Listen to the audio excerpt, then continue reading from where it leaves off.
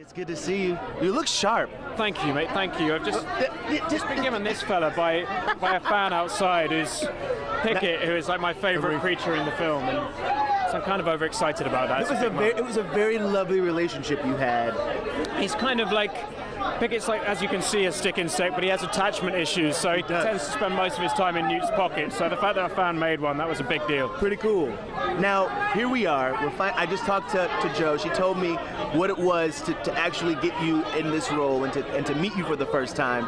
She talked about you going to a animal specialist and talking about what it was like to work with animal handler. Yeah. And what it was like to work with animals. And she said she saw you and she could actually see the big cat in the room.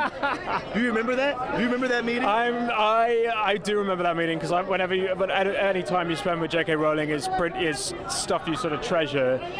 She's as enchanting a person as her work is enchanting, and it was one of the great treats. One of the great treats. You know, as actors we get to tell stories, and J.K. Rowling is one of the greatest storytellers of our time. So I feel really thrilled.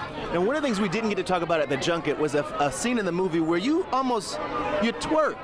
There was a fair amount of twerking. I mean, you were courting a large and it was a twerk. Eddie, I know a twerk when I see one, and it was a twerk. There may have been some like Miley Cyrus influence on the mating dance, but again, no. There is a moment in the film when you has to seduce a huge half kind of elephant, half rhino creature with a dance, and we took the preparation of the mating dance very seriously. So did you take a class? Do you know what? I mean, we can get seriously serious on it. Yeah. I worked with a dancer, a woman called Alexandra Reynolds, on The Theory of Everything and The Danish Girl, and she came in to help me on my mating dance. So I have her to thank for the humiliation that you'll see on screen. It was epic. Thank you. Epic.